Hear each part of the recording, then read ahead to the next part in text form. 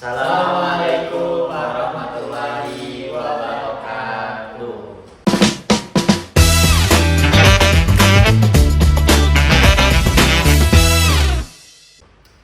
Oke guys, dari kelompok berapa nih? Kita. 30 kok gitu. Ya, salah. Di sini aja 10. Nah, di sini kita akan membahas kitabnya Ibnu Khaldun, kurang lebih pasal kelima.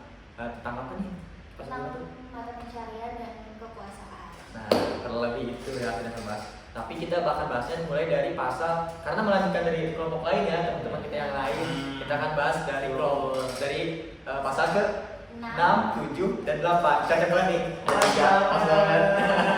Oke, langsung aja kali ya. Langsung aja. Nah, di pasal 6 tuh gimana sih?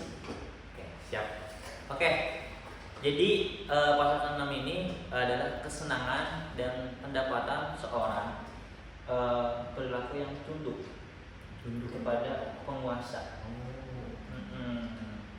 Karena ini adalah sebuah perilaku yang disenangi. Ya. Nah, jadi masyarakat, yaitu pendapatan dan keuntungan seorang masyarakat pada zaman tersebut, yaitu dengan mendekati pengusaha atau penjabat ini. Mendekati kekuasaan. Pengusaha. Jadi mendekati orang-orang yang memiliki kekuasaan. Jadi pendapatan, keuntungan pada zaman tersebut, dia zaman di Khaldun, itu orang tuh mendekati apa? Orang yang mempunyai kekuasaan atau pejabat tinggi. Ya, untuk mendapatkan apa? Simpati. Ya.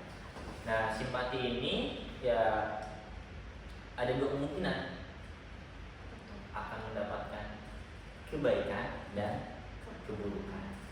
Kerajaan itu ya, kekuasaan itu membutuhkan apa? Apa ya? Membutuhkan apa ya? Enggak tahu nih. Hah? Apa nih? Ya, membutuhkan ya masyarakat.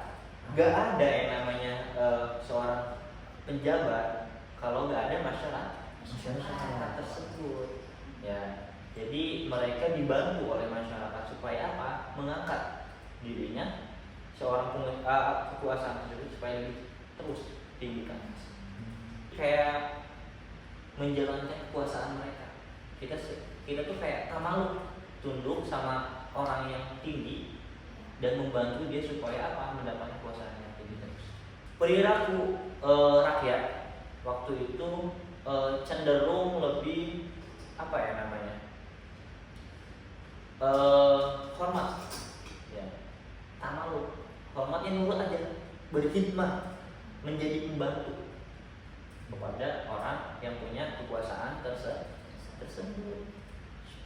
Supaya apa? Dia bisa jadi masyarakat itu entah juga akan mendapatkan feedback yang tambah baliknya, entah itu sebuah mendapatkan timbal baiknya, itu kewajibannya ya, karena sistem kerajaan kan yaitu dengan mendapatkan harta yang banyak seperti itu.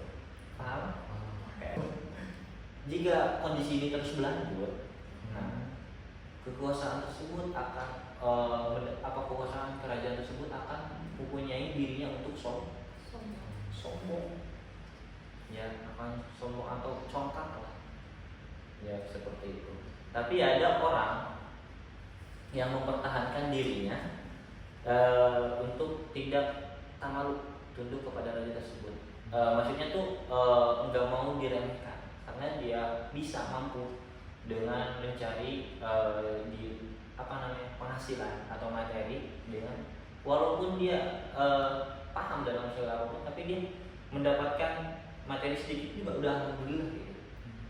Seperti itu. Jadi ya orang tersebut tuh ya ada baiknya, ada buruknya tersebut. Tapi kalau di sistem kerajaan ya kita ya maju aja, tapi jangan terlalu kalau dibilang terlalu overdosis, jangan terlalu berlebihan.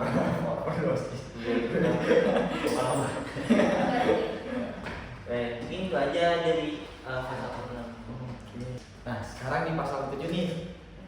Di pasal 7 ini kalian pernah pikir gak di kepala kalian gitu pertanyaannya kenapa orang-orang yang guru gitu ya menangani urusan keagamaan cenderung hidupnya sederhana gitu. Pernah pikir Jadi, gak sih? maksud kan kayak materi kan? Iya, maksud gak? Oke. Nah, sebenarnya itu dibahas dalam kitab Penghulu juga ratusan tahun yang lalu. Nah, kenapa? Di pasal 7 ini tuh sesuai judulnya ya, orang-orang yang menangani urusan keagamaan cenderung hidupnya lebih sederhana, cenderung tidak memiliki banyak kekayaan. Orang yang mengurusi agama itu apa aja sih? Ustadz, guru, imam, benar, muadzin, apalagi orang-orang yang mengurusi agama, pengadilan, pengajaran dan sebagainya ya.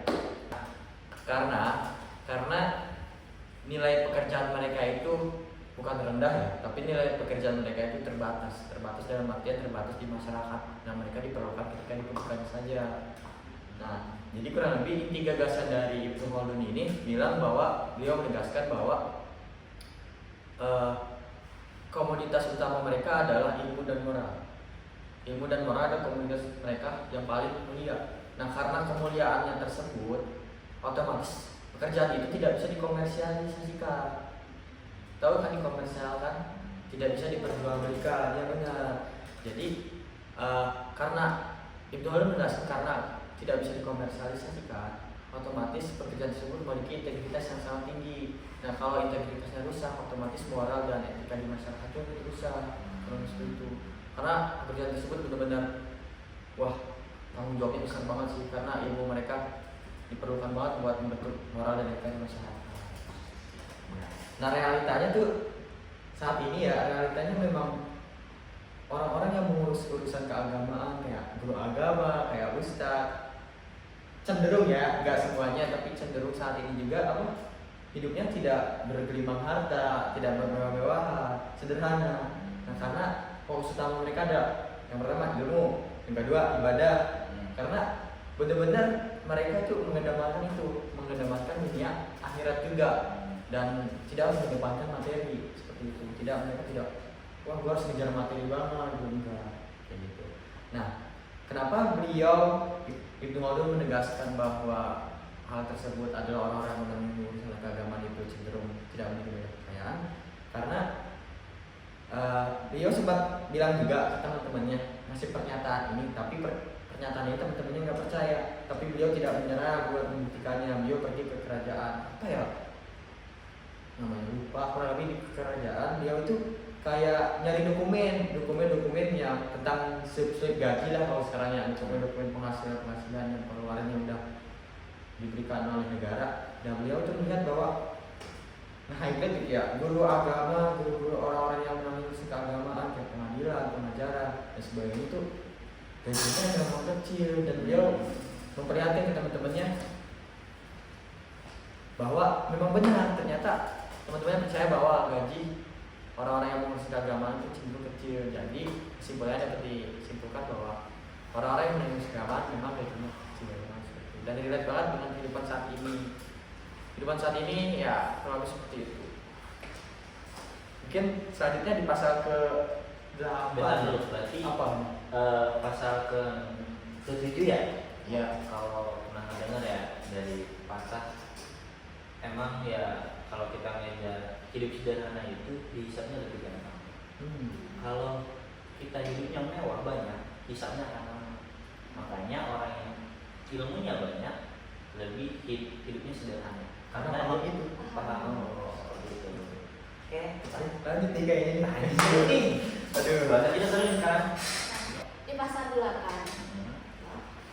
pasal 8 ini membahas tentang mata pencaharian pertanian yang dilakukan oleh kaum yang lemah dan masyarakat Baduy yang hidupnya berpindah-pindah.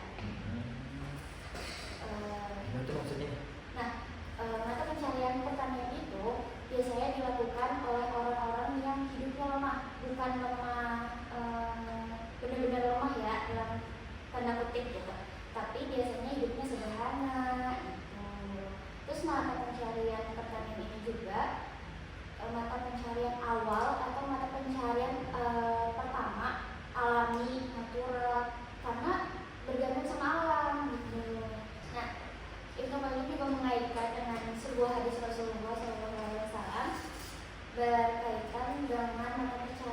ini. Betul. Beliau mengatakan alat bajak itu bisa membawa kehinaan. Nah, bukan kehinaan yang gimana-gimana ya, tapi kehinaan di sini para petani itu lebih ditekan oleh para penguasa melalui pajak dan pungutan yang gak adil gitu. Ya mereka tuh ditekan ya. Iya. Menekan kaum yang lemah. Itu namanya bukan karena lemah mata-mata, itu karena kekuasaan politik juga. Ada kaitannya di sih sama pasal ke sebelumnya? Ada. Apa tuh? Yang tadi bahwa orang yang berilmu itu ya itu sederhana, tadi Ya. juga terlalu tunduk sama apa ya, mencari muka kepada apa Karena non alami. ya, Iya. non alami. Karena ini alami. Tidak ada urusan sama politik. Iya. Gitu ya. Namun lagi tadi ke pasal ke 7 bahwa orang yang berilmu itu ya orangnya apa sederhana. Dan orang-orang yang mengurus urusan ya tadi apa? Pertanian karena alami itu cenderung ditekan karena berkaitan dengan politik. Dan itu pada penguasa. Nah, gitu. Jadi apa ya namanya, orang yang alami itu ya udah terlalu memikirkan apa, karena hidupnya sederhana, gak terlalu mencari makan di mana. Seperti itu. Jadi semua pekerjaan itu punya konsekuensinya masing-masing Iya. ya. Bener banget. Kayak tadi orang yang tanpa mencari muka ya dia akan merusak apa namanya, kayak orang-orang iya, orang, jadi ya manut aja seperti itu. Wah, seru juga ya pembahasan ini. Cuman karena mungkin apa nih? Lagi tadi bersih itu enggak ya? Ya bisa kita ya. Bisa, aduh, padahal pengen lanjut lagi nih sampai pasal yang lain, tapi karena ada kelompok lain juga. Iya, kelompok 11, 12 dan seterusnya. Kita bahas yang ini dulu ya guys. Cukup nih? Cukup, mungkin ada closingan gitu dari Mas dan kakaknya. Cukup deh, udah banyak. Jawabannya ini aduh kayaknya gini aja, kayak mungkin kita harus belajar, kita mohon maaf terutama buat terima kasih banyak buat dosen pengampu kita, dosen pembimbing di mata kuliah ini sosial dakwah yaitu Bu Rofia. Terima kasih dan teman-teman semuanya. Mohon maaf kita masih belajar. Mohon maaf kalau ada kekurangan. Oke, bye bye. Bye bye.